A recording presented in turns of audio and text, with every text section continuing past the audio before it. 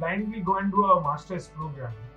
See, the odds of you having that success, however you define that success, would be very less if you don't know why you are doing it. The why part has to be very clear.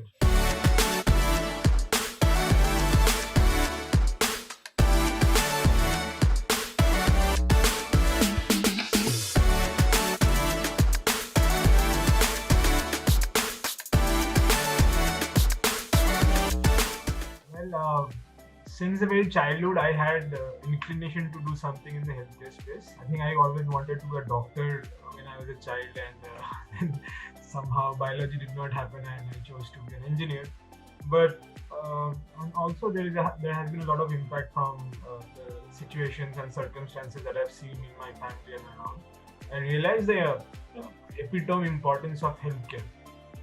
And that's why, while pursuing my engineering at IIT, I got opportunities to pursue in product innovation competitions. One at that time, I think it was G Edison Challenge. Jahan pe, when I went and I participated there, and I won the runners-up award and got a second position from India. And there I got a lot of exposure and the fun while inventing new medical devices for the healthcare space. And I realized, okay, this is what I would like to do in life. The moment that I realized, I thought, okay, no, only engineering part is not going to suffice. So I need to do something more than what I'm doing presently. And I started scouting for what all fellowships or programs or master's program or PhD that I can do worldwide, which would lead me towards that particular direction. And among them, the only program that suited all the criteria that I had was Stanford Biodesign. And every year, Stanford does take approximately 20 people from all over the world from different collaboration programs. And I thought, okay, this is too much. Being one of those 20 and that in Stanford would be a dream come true kind of an experience. But I thought I was fortunate that I was in IIT, which gave me a plethora of experience and opportunity to experiment with. So I think I spent the second year and third year of my life in experimenting and trying to figure out what exactly I want to do in life.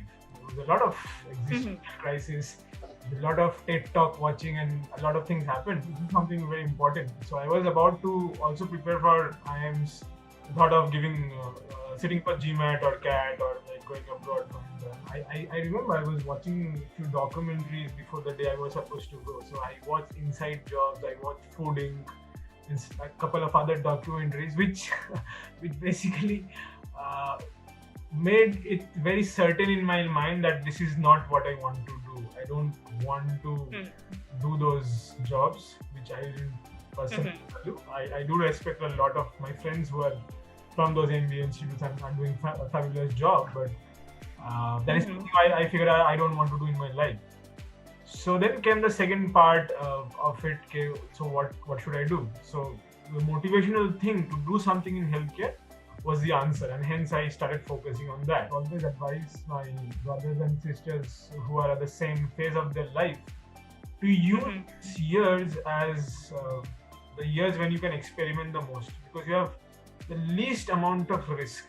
Only thing that you have your pre-final and final year is CGPA and campus placement, right? But trust me, looking back, those were the days which were supposed to be the easiest, because the benefit is to risk ratio is the highest, because the risk is also highest, yes. And if you see, doing those experiments after college would always be much more difficult. So spend time exploring that. If you want to do something in research, do that. Make sure that's your niche, that's your calling, and do that. But don't decide on day one, okay, this is what I want to do. Take 6 months of time at least to experiment and figure out what exactly is that particular thing where you have that connection, where you have that, like where the flow state starts happening, because that is very important to identify.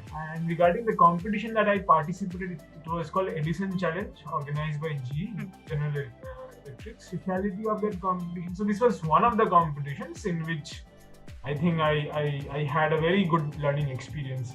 especially in the field of healthcare. First competition where I participated in the domain of healthcare, being a mechanical engineer. So the speciality of that competition was that they gave you a very open statement, and we had to figure out the problem, fine-tune the need, understand the problem in its core, in its crux.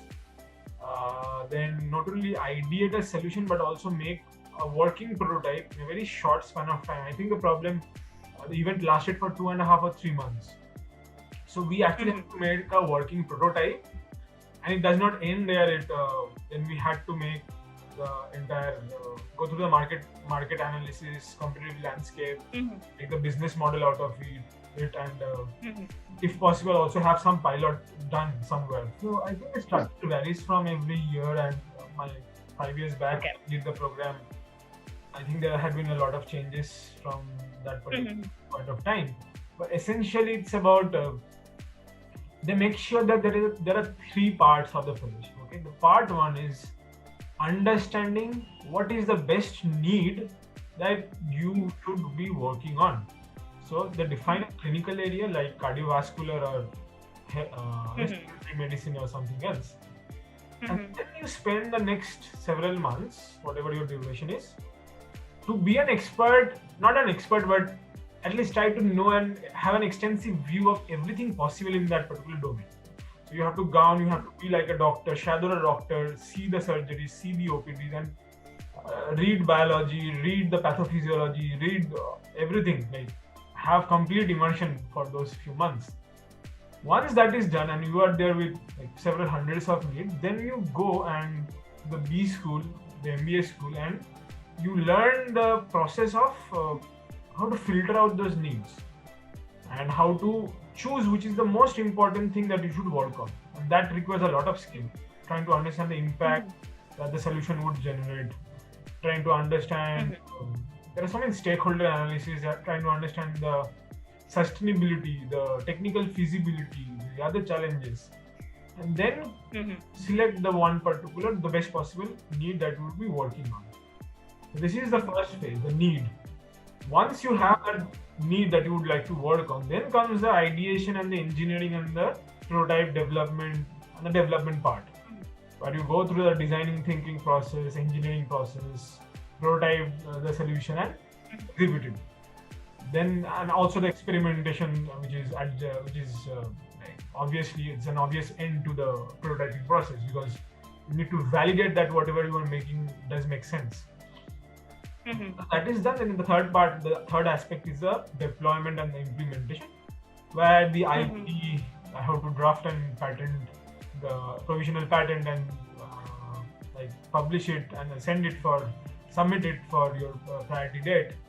The business model, the deployment, making the pitch, understanding the business case if there is any, which is the third part of the program. That was in the month of May. The deadline was, if I'm not wrong. These were the 3 major steps of the process. The application submission, which had the SOP, the projects that we have done, the resume, the references, everything. Then the second stage was the in-person interview and the selection process, where they try to gauge you as a person and your skills and capabilities. And then the third round, where you had to do it with the Stanford team through Skype. They were trying to judge if you are a good fit for that particular program. Most of them have tried to be an entrepreneur, that's what I would say. Most of them had given a shot at entrepreneurship. Of that, some percentage of them have sticked upon that and continued being an entrepreneur. Some of them have gone back to the industry. Some of them have gone back as mentors and teachers, and who have taken up the biodesign course and have been expanding those courses in their part of the world, having their own niche programs over there. Yeah, so I think that's how the ecosystem had been working, and that's how most of the people have emerged out of the program. Very important question, because people ask you, how much did it cost you to be at Stanford? Yeah. I tell them, oh no, they were paying me to be at Stanford. I was not paying them. Yeah, so That's nice. Really, yeah, the program was funded They were paying you stipends for being there, and that was pretty decent enough to generous enough to be there at Silicon Valley and meet your needs, and at the same time have some savings to help you out later on. If you are fresh out of college or you're in third, fourth year, fellowship is not it's not going to happen very easily. If you ask me, should somebody go for masters? So I'll give a very open-ended answer. This can be broader and applicable for students who are not particularly thinking about biomedical science or biotechnology. So when somebody is graduating out of college, engineering college, there are 4 or 5 options that comes to one's mind. Being an do an MBA, get a job, get a startup, and do a startup, or go for masters or PhD. I had a structured process of approaching it, because this particular question had been leaving it with for a long span of time. So I had a very structured approach of solving it. I used to write it down on pen and paper. I had a notebook where I used to evaluate the pros and cons, the challenges, and then describe the person that I am and try to match that with the particular field. If you do that exercise properly, you would understand, okay, out of the 10 things in the masters, you may like 8 things, but there are 2 things which would be a serious turn-off, and you would not like, you would hate being in that particular program. So if that is the case, you have an answer, right? Same is the case for corporate jobs, same is the case for startup. So you have to find one field where you have a very strong passion, and you don't have any strong any strong dislike which would be a serious turn off in that particular area. So that is how I had approached, that is how I had meandered through my career path, like engineering from IIT, went to making drones for defense, then going into healthcare, which is just opposite, killing people and saving people's lives. I had that Oppenheimer effect in my life when I said, I can't do this, and I want to do something which saves people's life. So I had through all this process, and there was a lot of introspection, which finally led to this particular decision. But I think why this, I wanted to share this, because if you blindly go and do a master's program, see, the odds of you having that success, however you define that success, would be very less if you don't know why you are doing it. The why part has to be very clear. The exposure at Stanford and the exposure at Silicon Valley. Like, I met Elon Musk. Our invention, the pacemaker invention that we had, we met there. It was highlighted on the Stanford homepage. A lot of media attention got, and it was posted just next to Obama's presidential speech. Anyways, that was a different kind of experience. I was meeting the CEO of Geo, like all the who's have like the followers in that particular industry, not only in India but worldwide. Like, everybody was in Silicon Valley. That was a lifetime experience in that perspective. But when I came to AIIMS, and when I was doing the program, when people ask me what has been the most insightful or what has been the best part of your journey, I always say that the AIIMS part, the AIIMS fellowship made me the present human being that I am. It showed me my country. It showed me the real sense of pain that people are experiencing in daily lives. Emotions are very important in whatever I have been doing throughout my life, but I always knew that I want to do something to contribute to society. But at AIIMS, the exposure that you get, and when you see, okay, this is your country, 1.3 billion population, and then there are 1 or 2 institutes like AIIMS, people from all over the world, all over the country are coming in hope of getting some relief. And then you feel, and then you ask yourself about, like a lot of introspection happens. Roti kapra makan, all these questions come to you, and you actually start valuing the essence of life. The work that I was doing at the fellowship, that eventually got transformed, and we had pivots and all.